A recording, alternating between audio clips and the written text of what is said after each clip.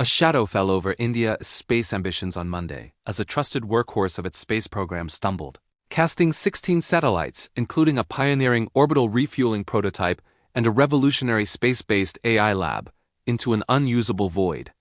In a severe setback for the Indian Space Research Organization, ISRO, its polar satellite launch vehicle PSLV encountered a critical technical anomaly during its third stage, dooming the mission and scattering an international payload of scientific and commercial promise across a trajectory of failure.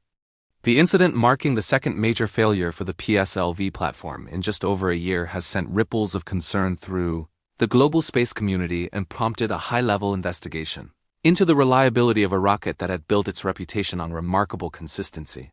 The morning at the Satish Dhawan Space Center in Sriharikota had begun with the familiar, controlled frenzy of a launch countdown.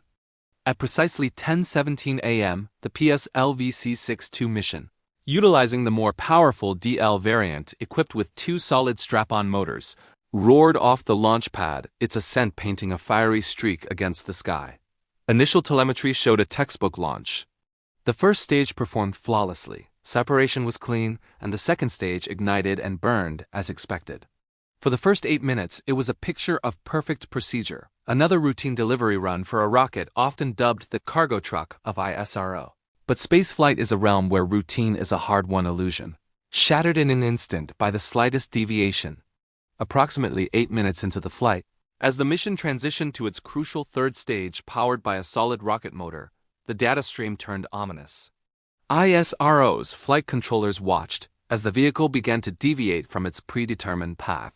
The smooth, calculated dance of physics turned erratic. The performance of the rocket was normal up to the end of the third stage, ISRO Chairman Dr. V. Narayanan later explained, his words measured but carrying the weight of the event.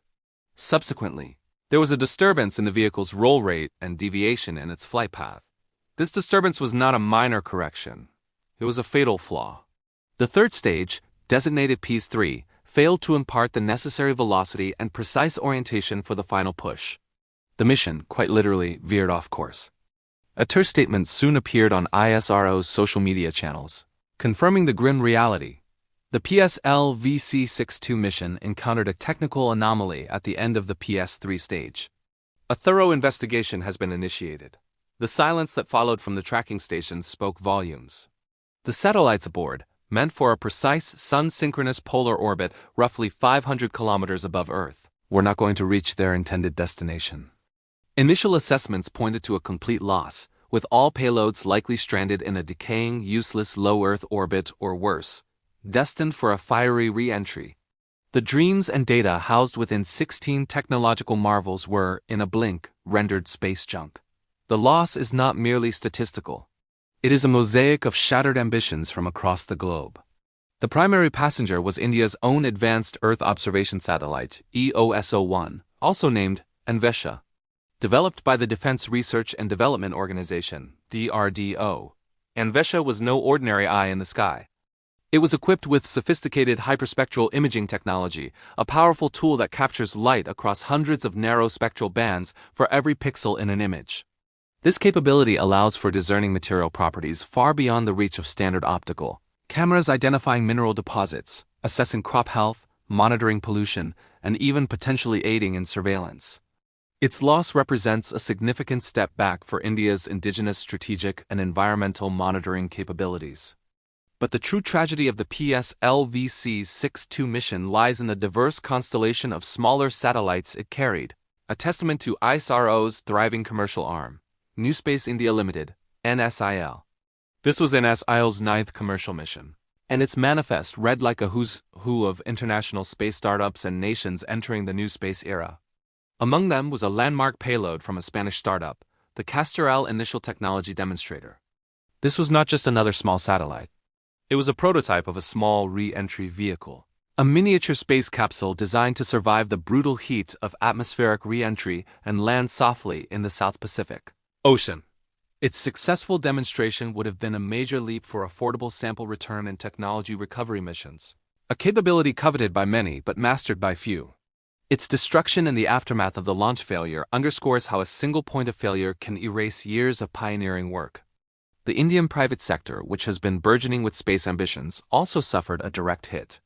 Satellites from Hyderabad-based startups Take Me to Space and Eon Space Labs were aboard, representing the cutting edge of homegrown space entrepreneurship. Their loss deals a blow to these young companies, whose survival often hinges on the success of their first orbital demonstrations. From South America, Brazil had entrusted 5 of its satellites to the reliability of the PSLV, a launch vehicle it had used successfully before. The United Kingdom and Thailand had partnered on an Earth observation satellite, while Nepal had sent a technology demonstration payload, symbolizing its nascent steps into space. For these nations and entities, the failure is more than a financial loss. It is a delay in scientific progress and a stark reminder of the inherent risks of space access. Perhaps the most symbolically significant loss was that of the AVAM satellite, developed by the Bangalore-based startup Orbit AI and Aerosphere. AVAM was being heralded as a visionary step towards sustainable space operations, a prototype for a future space gas station. The concept was revolutionary, a satellite designed to rendezvous with and potentially refuel other satellites in orbit, extending their operational lifetimes and mitigating the growing problem of space debris from dead spacecraft. In an era where in-orbit servicing is seen as the next trillion-dollar frontier in space, the loss of AVAM is a setback for a concept that could define the future of orbital infrastructure. Equally groundbreaking was the MOI-1 satellite, which housed what was poetically described as a space cyber cafe. At its heart was an advanced AI image processing lab capable of computing in the vacuum of space. Instead of downlinking terabytes of raw Earth observation data to ground stations for processing, MOI-1 could analyze, interpret, and compress that data in orbit, sending only actionable insights back to Earth. This edge computing in space promises to revolutionize data delivery timelines for applications like disaster management, where every minute saved is critical. Clients could, in theory, purchase computing time on this orbital server. Adding to its novelty, MOI-1 carried Mira, touted as the world's lightest space telescope, weighing a mere 502 grams. The silencing of this orbital AI mind before it could even boot up is a profound loss for a new paradigm of space-based data utilization. This failure forces a moment of difficult introspection for ISRO. The PSLV has been the backbone of its launch fleet, with a success rate that inspired global confidence. This was the 64th flight of the PSLV platform, the 5th for its DL variant, and the 105th launch overall from Sriharikota. Its reliability had made it a favorite for international customers seeking affordable and dependable access to space. However, the ghost of a very similar failure looms large. Just last May, the PSLV C-61 mission also failed to achieve its mission parameters due to an anomaly in the third stage. 2 failures in consecutive missions of the same rocket series, attributed to issues in the same stage, point beyond coincidence to a potential systemic problem that demands urgent and transparent resolution. Dr. V. Narayanan assured that a failure analysis committee, FIACIT, would be constituted to delve deep into the telemetry and root cause of the PS 3-stage anomaly. The investigation will likely scrutinize everything from the solid propellant grain and motor casing integrity to the guidance and control systems governing the stage as burn. The question on everyone's mind is whether this is a manufacturing defect, a design flaw under specific conditions, or a quality control issue that has slipped through. The answer will determine not only the corrective actions needed, but also the timeline for grounding and returning the PSLV fleet to service. The ramifications extend far beyond technical audits. Commercially, ISRO's brand as a cost-effective and reliable launch provider takes a serious hit. In the fiercely competitive global launch market, where new players are emerging rapidly, consistency is currency. Potential customers, especially those with high-value or unique payloads like the Spanish re-entry vehicle or the orbital refueling prototype, may now think twice before choosing the PSLV, potentially opting for more expensive, but recently more reliable alternatives. This could have a direct financial impact on NSIL and ISRO's commercial aspirations. For India's broader space goals, including the ambitious Gaganyaan human spaceflight program, this failure serves as a brutal but necessary reminder.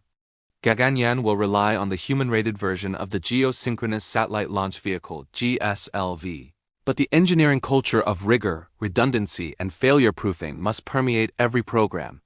A launch failure, while devastating, provides invaluable data if treated with the right attitude. ISRO has a storied history of learning from setbacks.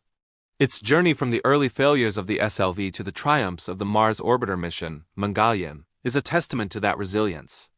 As the debris of the PSLV C-62 mission, both physical and metaphorical, settles, the global space community watches to see how ISRO responds.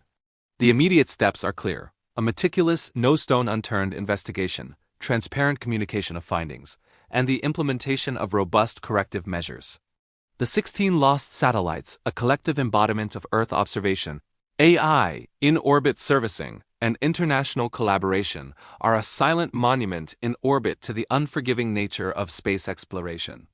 Their loss is a big blow, but in the arduous narrative of reaching for the stars, it is a chapter, not the conclusion. The true measure of this event will be written in the coming months, in the quiet laboratories and review boards of ISRO, where the lessons from this failure will be forged into the steel of future success. The journey back to flight and to restoring global trust will be ISRO's next great mission.